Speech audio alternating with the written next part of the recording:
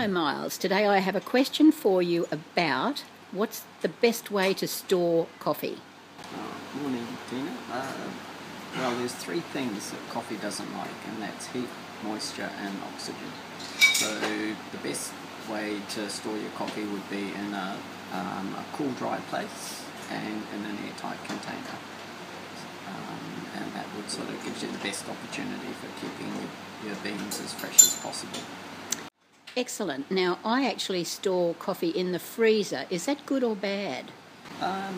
There's no right or wrong with that question. There'll be two trains of thought with it. The key for me with a lot of things is if you store your coffee in the freezer and you enjoy the coffee, then who is anyone to say to store it differently? So storing coffee in the freezer, especially in the warmer climates, is probably not a bad idea. Just be mindful that the coffee can absorb sort of tastes and odours from any other foods around them. So just making sure that they are sealed tightly. Another thing to consider when you're storing your coffee is whether the beans are whole or ground.